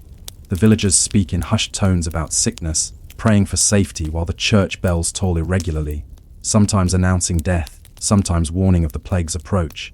This is the Europe of 1347, on the brink of a catastrophe that would leave an indelible mark on human history, the Black Death. The arrival of the plague arrived quietly, as all devastating events often do, ships carrying grain, cloth, and passengers docked in port towns along the Mediterranean. Rats scurried unseen below deck, their fleas carrying the bacteria Yersinia pestis, the microscopic agent of death. No one recognized it at first. Fever, chills, and swollen lymph nodes appeared in isolated individuals. A farmer fell ill in one village, a merchant in another. People whispered of a strange sickness, attributing it to bad air, miasma as they called it, or divine punishment for sins. Medical understanding was limited. Physicians relied on ancient texts, astrology, and humoral theory, balancing blood, phlegm, and bile in vain attempts to restore health. Treatments ranged from bloodletting to charms and prayers, none of which could stop the disease. And so, the plague spread silently, carried by merchants, travelers, and animals along trade routes, infiltrating cities, villages, and rural hamlets alike. Daily life under threat. Life did not stop, even as death approached. Markets remained open, though less crowded. Craftsmen continued their work, often aware that any cough or fever could be fatal. Children ran through streets, oblivious to the invisible danger, while parents watched nervously, praying their families would survive another day. Homes were small, often a single room shared by multiple generations. Smoke from fires mingled with the ever-present odor of unwashed bodies, cooking food and refuse. Clean water was scarce, streets were lined with waste that the plague could easily exploit, yet people adapted. Some families barricaded themselves inside, relying on stored grain, dried fish, and preserved vegetables. Others fled to the countryside, seeking isolation in small cottages and farmsteads. Isolation, when possible, became a survival strategy, though not always effective, as the plague moved relentlessly through towns.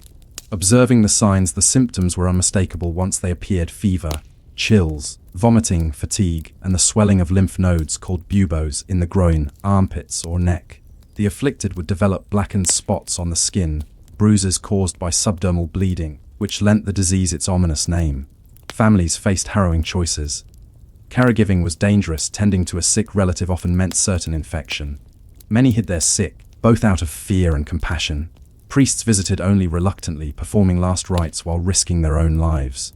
The psychological toll was immense. People lived with constant awareness of mortality.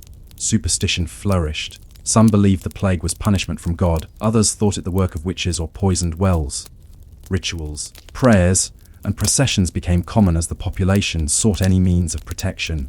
Quarantine and isolation, one of the earliest forms of public health response, emerged during this time. Ports and cities began to enforce quarantines, isolating ships and travelers for 40 days. The origin of the word quarantine from the Italian quaranta giorni. Entire neighborhoods could be cordoned off. Gates were locked, guards posted, and families left to survive on what little they had. In some cities, notices were posted outside homes, marking them as infected. These precautions were imperfect, but they reflected an emerging understanding of disease containment, even without knowledge of germs or bacteria. Some communities implemented cordon sanitaire, blocking roads and bridges to prevent movement. Pilgrimages were suspended, fairs cancelled. The daily rhythm of life slowed, yet survival required persistence. Fetching water, tending livestock, and burying the dead continued amidst fear. Burying the dead, death came swiftly. Entire families sometimes succumbed within days. Mass graves became necessary in cities like Florence and London, where individual burials were impossible. Priests and grave diggers were overwhelmed. Burying the dead was often performed in silence, a grim routine carried out with a sense of duty rather than ceremony. Shallow pits were dug quickly, bodies stacked and covered with lime to slow decomposition. Church bells tolled for each new burial, a haunting rhythm marking the passage of countless lives. In smaller villages, survivors improvised. Fields, woods, and common lands became temporary cemeteries. Fear of contagion prevented communal mourning. Grief was private, subdued, and lonely. Social disruption, the plague reshaped society. Labor shortages led to economic changes. Fields lay fallow, wages increased for surviving workers, and serfdom began to loosen in some regions. Yet social order was fragile. Panic bred mistrust. Minorities were scapegoated. Rumors of poisoning wells or practicing witchcraft led to violence. Communities fractured, alliances dissolved, and the familiar patterns of life were disrupted. Amid this chaos, resilience emerged. Villagers shared what little they had, tending to neighbors when possible. Artisans continued crafting goods for essential needs. Bakers, blacksmiths, and water carriers kept supply lines running. Even in despair, life persisted in small, vital acts. The human response: survivors developed coping mechanisms, blending ritual, superstition, and pragmatism. Some carried charms or amulets, believing they could ward off disease. Others adopted strict hygiene practices, washing hands, avoiding the sick, fumigating homes with herbs and incense. Letters from the time reveal human ingenuity and concern. Merchants wrote instructions for safe trade, families documented illness and survival, and communities recorded their losses, hoping that memory might protect future generations. Art and literature also reflected this period. Illuminated manuscripts, chronicles, and poems documented the quiet horror, capturing both the despair and the enduring hope of ordinary people. The Black Plague did not strike uniformly. Its path was irregular, leaving some villages untouched while devastating neighboring towns. Life continued in the gaps between outbreaks, but every day carried the weight of uncertainty. Ordinary people developed methods to endure, blending practical measures with ritualistic behavior in the hope of protection and comfort. Daily life amid fear for those who survived the initial waves. Daily routines became exercises in caution. Markets remained open, but fewer people ventured to trade. Merchants disinfected goods by sun-drying cloth and grains or burning herbs, measures based on observation rather than understanding. Families rationed food carefully. Bread, cheese, and preserved meats were consumed slowly to last longer. Water was boiled when possible, though sources were limited. Even small tasks, fetching water, tending animals, or gathering firewood, carried heightened risk, requiring careful planning and timing. Some households resorted to self-imposed isolation, locking themselves inside for days or weeks. Windows were sealed with cloth, doors barred, and communication with outsiders limited to shouting across alleys or passing messages through intermediaries. Though partially effective, these measures were psychologically taxing, leaving people in profound loneliness. Rituals of protection amid fear and uncertainty. Ritual became a form of control. People believed that if they followed certain practices, they might influence fate or divine favor. Some communities burned aromatic herbs, such as rosemary, juniper, and sage, believing the smoke would purify the air. Others carried amulets inscribed with protective symbols or religious phrases. Holy water, charms, and prayers were common companions in daily life. Public rituals were also organized, often led by clergy. Processions, prayers, and church services aimed to appease divine wrath, invoking saints or God himself to spare the town from contagion. Even if ineffective against disease, these rituals provided comfort, a sense of agency in a world dominated by uncontrollable forces. Caregiving in crisis, tending to the sick, was fraught with peril. Families faced impossible choices: isolate the ill to prevent further spread, or provide care despite the risk of infection. Those who chose to care for loved ones often followed unwritten routines: small amounts of food delivered at intervals, herbal poultices applied to swollen lymph nodes, and constant monitoring of fever and other symptoms. Sometimes even small gestures, offering a hand, a whispered prayer, or a cool cloth, were the only comforts available. Doctors were scarce and limited in their methods. Treatments ranged from bloodletting and leeches to poultices and potions of herbs.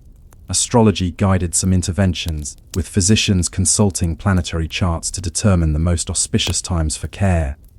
These practices may have offered little medically, but they reflected a structured approach to managing chaos, providing a semblance of order in a world of fear.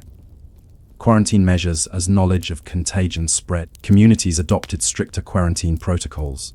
Entire neighborhoods could be cordoned off, with watchmen stationed at entry points. In some cities, infected houses were marked with painted symbols, warning others to stay away. Isolation was not always total.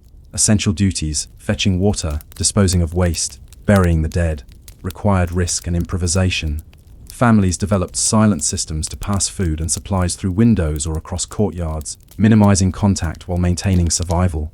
Some towns implemented cordon sanitaire, blocking roads and bridges to limit movement. Trade slowed dramatically, and travel became perilous. These measures were imperfect, but they reflected emerging strategies to manage the spread of disease, emphasizing observation, discipline, and collective action. Coping with grief, the psychological impact of mass death cannot be overstated. Entire households could be wiped out within days, leaving neighbors, friends, and distant relatives to mourn in isolation. Traditional funerals were often impossible, replaced by hurried burials in mass graves or temporary plots. People found ways to honor the dead within constraints. Some placed small tokens, flowers, coins, or personal belongings in graves. Others wrote letters, recorded names, or inscribed prayers on walls. These small acts of remembrance were rituals of continuity, asserting that even in chaos, memory endured. Children, particularly vulnerable to trauma, learned to navigate fear through play, observation, and storytelling. Stories of miraculous survival circulated, reinforcing hope amid despair. Economic and social adaptation. The plague forced dramatic adjustments in social and economic life. Labor shortages allowed surviving workers to demand higher wages, slowly shifting feudal dynamics. Fields previously left untilled were cultivated, and craftsmen adapted production to essential needs. Merchants altered trade routes, often traveling in smaller, safer groups or relying on local goods instead of imported wares. Communities that survived early waves developed knowledge of survival strategies, learned to maintain hygiene, and organized cooperative efforts to support the vulnerable. Despite fear and instability, life continued, a testament to human resilience, pragmatism, and adaptability. Survival depended on vigilance, observation, and the ability to improvise in the face of relentless mortality. Community solidarity even under strain, social bonds persisted. Neighbors shared food and information, tended animals, and maintained essential services. Local leaders and clergy coordinated protective measures and distributed aid. Acts of kindness, however small, had amplified importance. Delivering bread to a quarantine household, carrying water to the sick, or guiding children through empty streets became life-saving gestures. Communities recognized that survival required cooperation as much as caution. Superstition and folk remedies. In addition to religious rituals, people turned to folk remedies. Garlic was hung in homes, vinegar applied to doorways, and charms carried for protection. Some believed in the curative power of certain stones, plants, or incantations. Though these measures were medically ineffective, they provided a sense of agency and mental relief. The act of preparation, arranging herbs, reciting prayers, performing protective gestures, offered psychological control over an uncontrollable situation. Superstition and faith became intertwined with practical measures, forming a comprehensive approach to survival that combined observation, ritual, and human ingenuity. Human resilience. Survival was not only physical but also mental. People developed strategies to maintain routine, preserve knowledge, and sustain hope. Families adapted their homes for isolation, learned to manage scarce resources, and documented illness and recovery. These acts, though often unseen by history, were the threads that allowed communities to endure.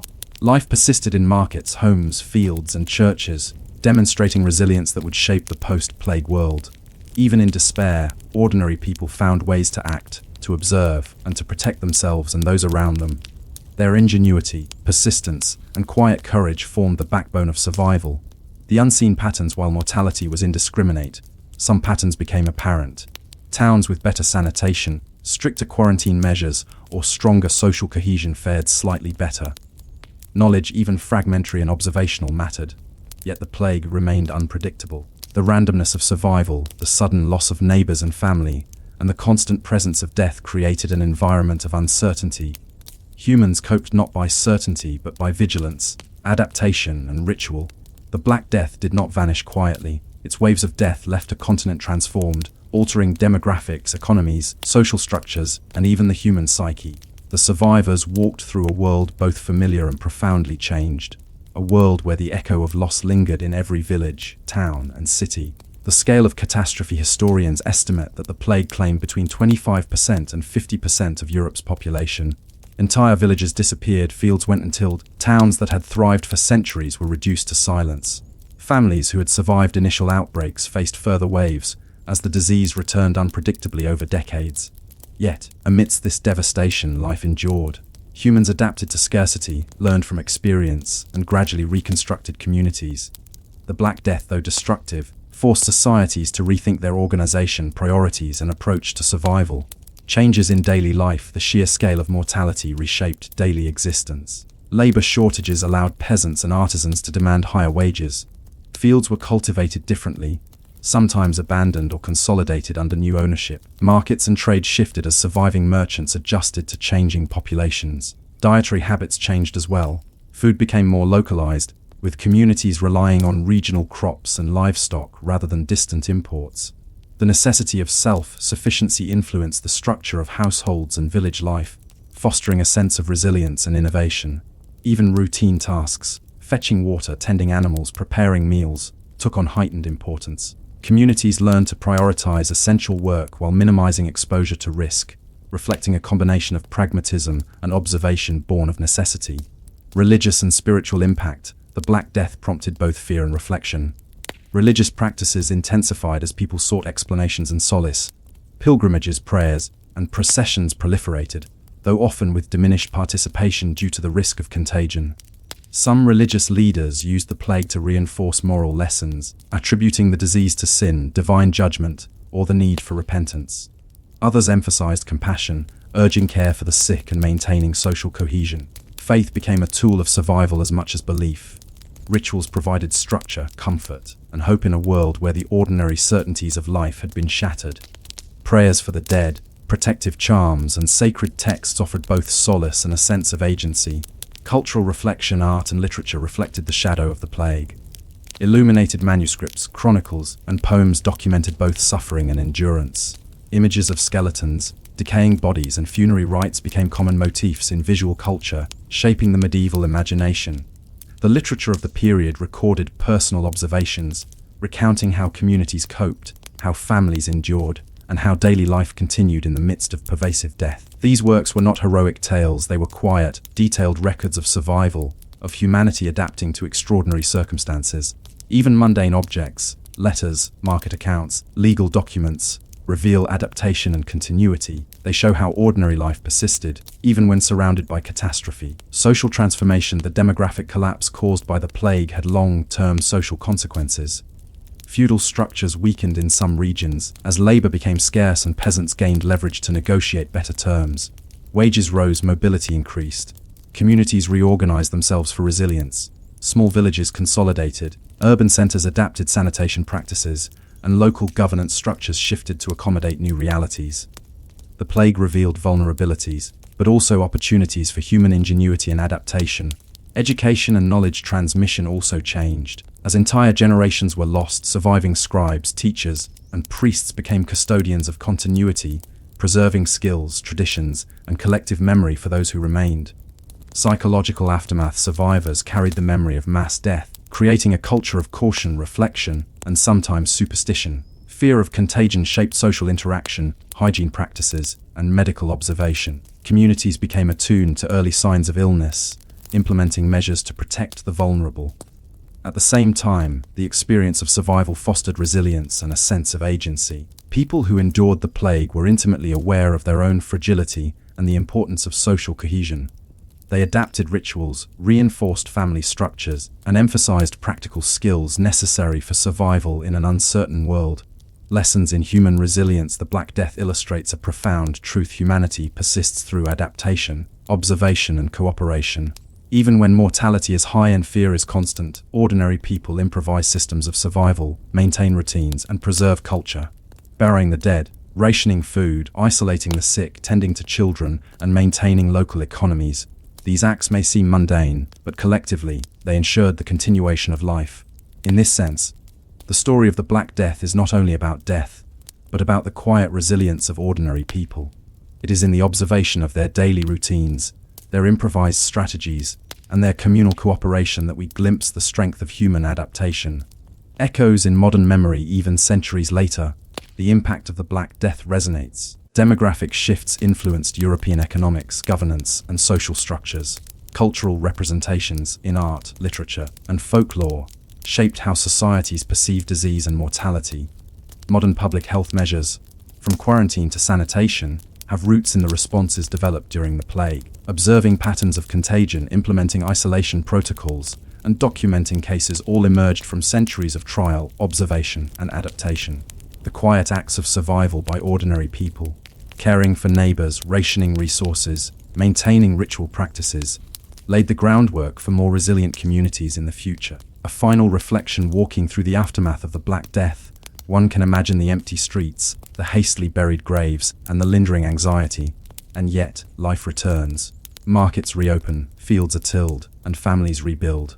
The Black Death, though a catastrophe of immense scale, also highlights the enduring capacity of humanity to adapt, persist, and continue in the face of overwhelming mortality.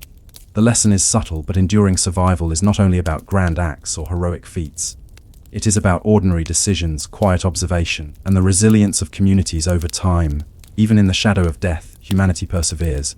Imagine a vast, sun-scorched desert stretching endlessly under a pale blue sky. Sand dunes ripple like frozen waves, their crests glinting in the relentless sunlight.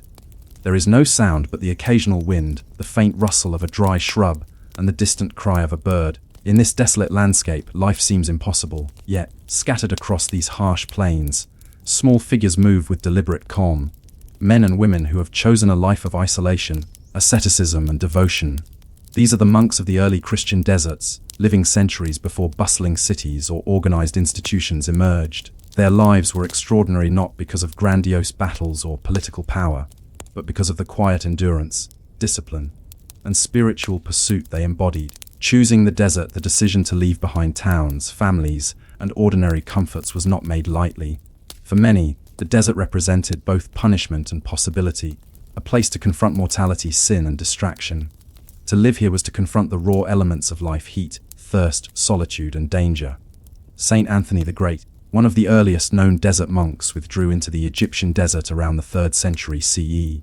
Legend tells of him seeking solitude not to escape society entirely, but to cultivate discipline, prayer, and spiritual clarity. His days were filled with labor, meditation, and fasting, a rhythm designed to strip away distraction and bring the mind closer to God. Daily life and survival life in the desert was brutally simple. Shelters were often little more than rock caves or rudimentary huts constructed from mud and reeds. These small abodes provided shade from the scorching sun and some protection from sandstorms, yet they offered little comfort otherwise. Food was scarce and monotonous: bread, dates, figs, and occasionally milk or cheese. Water had to be collected from distant wells or rare springs, each journey a calculated risk. The desert offered no surplus. Survival depended on careful rationing, observation of the land, and unflinching discipline. The monks' days began at dawn, when the first light illuminated the sand in pale gold.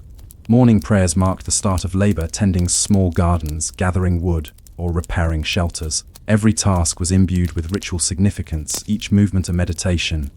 The rhythm of prayer was central to desert life. Hours were spent in silence, contemplation, and recitation of scriptures. Some monks stood for extended periods, others sat in caves, eyes fixed on a small scroll or stone tablet. Silence was both a spiritual tool and a practical necessity. The desert was harsh and unyielding, and distractions could compromise survival or spiritual focus.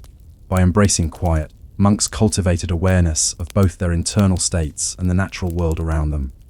Stories from contemporaries describe monks fasting for weeks, praying through nights, and enduring extreme conditions with a singular focus on spiritual perfection. Their lives were not heroic in the conventional sense, but their discipline created a form of endurance almost unimaginable to ordinary observers. Interaction and community. Despite the emphasis on solitude, desert monks were not entirely isolated. Small communities, often called monasteries or cells, formed near springs or rocky outcrops. These networks provided limited social interaction, sharing of resources, and spiritual mentorship. Elders guided novices, teaching skills for survival, prayer, and self-discipline. Knowledge was transmitted orally through observation and occasionally in handwritten texts. Instruction was strict. Novices learned to balance physical labor, spiritual exercises, and the demands of desert life. Visitors, pilgrims, other monks, or travelers seeking advice were received with caution. Hospitality was considered a moral obligation, but exposure to outsiders also carried risk, whether from disease, theft, or disruption of monastic discipline. Confronting mortality. Life in the desert demanded constant awareness of mortality. Heat stroke, dehydration, animal attacks, and disease were ever-present threats. Monks embraced this reality, believing that physical suffering refined the soul and brought one closer to divine understanding. Many texts recount monks confronting wild animals, enduring blinding sandstorms, or living with minimal clothing for years. Their bodies became instruments of spiritual discipline, conditioned to withstand discomfort and remain focused on prayer and reflection. This confrontation with mortality was both humbling and empowering. By embracing the inevitability of death, monks cultivated patience, endurance, and detachment from worldly concerns. The role of work was inseparable from prayer. Monks farmed small plots, carried water, or crafted simple tools. Labor was considered a form of devotion, a way to align daily actions with spiritual intention. Even repetitive tasks, grinding grain, weaving mats, or fetching wood, were transformed into meditative exercises. Each motion became a practice in mindfulness, patience, and alignment with divine order. The desert, though barren, was a classroom for discipline.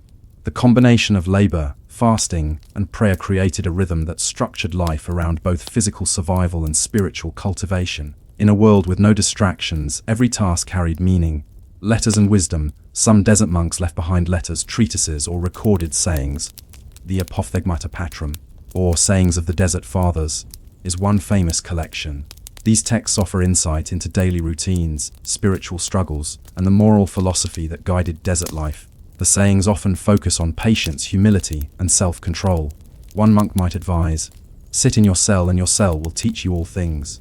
Another emphasizes endurance. It is not the wilderness that is dangerous, but the unrest within the soul. Through these writings, we glimpse lives of quiet struggle, reflection, and perseverance. Lives that shaped spiritual thought far beyond the desert.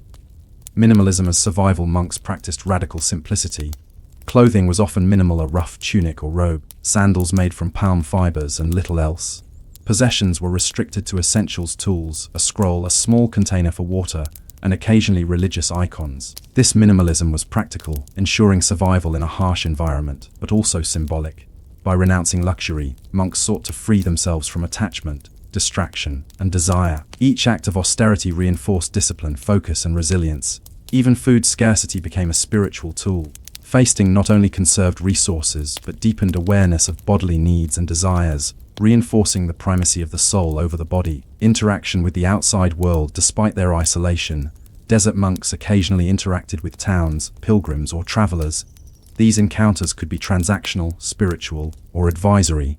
Merchants might deliver grain or supplies, pilgrims might seek guidance or healing. Monks in turn offered counsel, hospitality, or letters of blessing. These moments were brief, intentional, and conducted with strict attention to maintaining spiritual and physical order.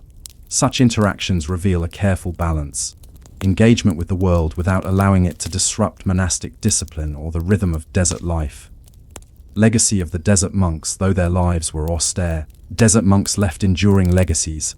Their emphasis on contemplation, discipline, and moral reflection influenced the development of monasticism across Europe and the Middle East. They preserved texts, guided spiritual practice, and provided a model of endurance, simplicity, and resilience. Even their seemingly boring daily routines, grinding grain, fetching water, praying for hours, became formative examples of sustained human effort and spiritual focus. The desert, harsh and unforgiving, became a classroom for endurance, reflection, and subtle influence on wider society. The desert is not just a place, it is a crucible. For the monks who chose this barren landscape, life was measured in rhythms of labor, prayer, and endurance. Every day was structured, deliberate, and imbued with meaning, a stark contrast to the chaotic, bustling towns left behind. In this section, we explore the intricate patterns that governed their existence, how they cultivated discipline, navigated survival, and fused the mundane with the spiritual in ways that would leave a lasting imprint on history. Morning rituals. Awakening to the sun. Days began before sunrise. The first rays of light crept over sand dunes, painting the desert in pale gold and amber. Monks rose from their simple sleeping mats, stretching their limbs, and beginning the day with silent reflection. Prayer came first. Standing or kneeling, they recited psalms, repeated mantras, or silently contemplated divine presence. The desert's quiet amplified each word, each breath, creating an intimate sense of communion with the infinite. After prayer, basic hygiene and preparation followed. Water, precious and scarce, was rationed carefully. Simple ablutions were performed, using minimal resources, sometimes from dew collected in vessels overnight. Even washing became a ritual, a measured act of cleansing, humility, and mindfulness. Physical labor as meditation work was central to desert life. Labor was never purely practical, it was spiritual practice. Monks tended small plots of crops, carried water from distant wells, and maintained shelters. Each task demanded precision and attention, transforming mundane actions into meditative exercises. Grinding grain, for instance, was repetitive but purposeful. With each turn of the millstone, the monk focused inward, observing thoughts, impulses, and desires. The rhythm of labor aligned the body with the mind, the practical with the spiritual. Even tending animals, often goats or small flocks, was performed with intention. Feeding, herding, and cleaning became acts of patience and care, exercises in humility and observation. The discipline of fasting was both a spiritual and practical discipline. Food was limited in the desert, making fasting a necessity as well as a moral exercise. Monks often consumed a single simple meal per day, bread, dates, or boiled vegetables, sometimes less. Periods of extended fasting tested endurance. Days passed with minimal nourishment, the body weakened, yet the mind sharpened. Hunger was reframed as clarity, a tool to reduce attachment to worldly desires and focus attention on spiritual matters. Fasting also reinforced solidarity. When supplies were scarce, all monks adhered to communal rules, sharing resources and ensuring equitable distribution. In this way, physical discipline supported both survival and moral cohesion. Silence and mental discipline. Silence was perhaps the most profound aspect of desert life. Conversation was limited to essential instruction or spiritual guidance. Monks learned to observe the natural world, the shifting of sand, the flight of birds, the rhythm of wind and sun. Silence fostered mental discipline. It allowed introspection, deep focus, and reflection on mortality, virtue, and purpose. Temptations of speech, distraction, and pride were resisted, cultivating patience and resilience.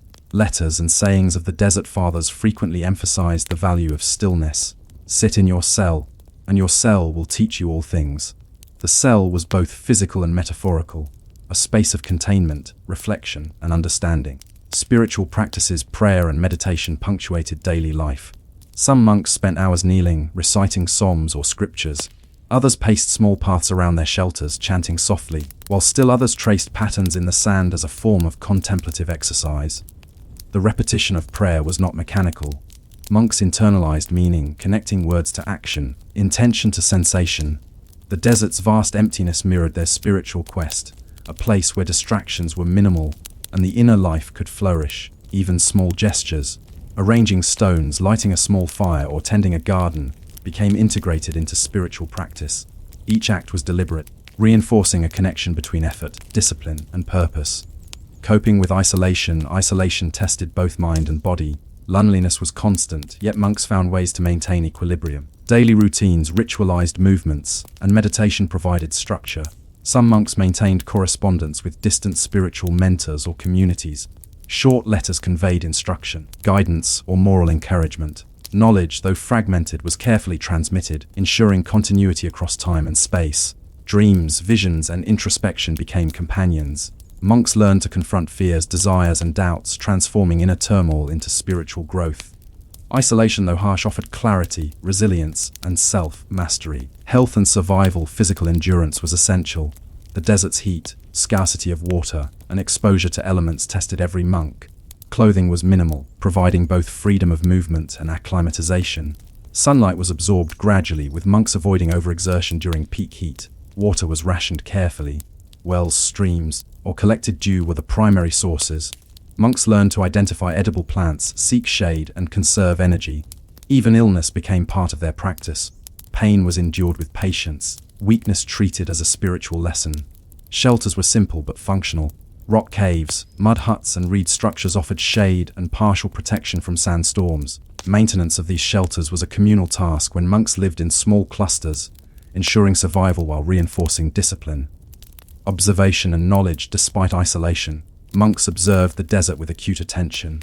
They recorded weather patterns, migration of animals, and growth cycles of plants. This knowledge supported survival and informed decisions about when to travel, plant crops, or seek water. Observation extended to the human mind. Monks reflected on thoughts, emotions, and habits, documenting insights in writing or memory. This careful attention to life, both external and internal, shaped wisdom, resilience, and a profound understanding of simplicity. Community and mentorship. Small communities existed even in isolation. Elders mentored novices, guiding them through labor, prayer, and endurance. Lessons were both practical, how to dig wells or construct shelters, and spiritual, emphasizing humility, patience, and awareness.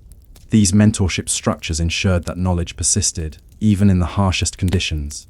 Monks learned not only to survive physically but to cultivate a moral and spiritual framework capable of enduring the trials of desert life. Reflection on ordinary heroism. The lives of desert monks were not heroic in the traditional sense. They did not command armies, build empires, or influence kings. Their heroism was quiet, deliberate, and internal. Through fasting, prayer, labor, and endurance, they transformed ordinary survival into a practice of virtue, patience, and resilience. Their daily routines, repetitive, austere, and disciplined, became exercises in shaping character, understanding mortality, and cultivating clarity. Even the boring aspects of their lives, grinding grain, tending small gardens, walking between shelters, were imbued with significance. These acts, repeated over decades, created an invisible yet enduring legacy. As you imagine the monks moving through the desert, kneeling in prayer, tending a small plot of crops, or sitting silently in the shade of a rock, it becomes clear that history is often shaped in quiet ways.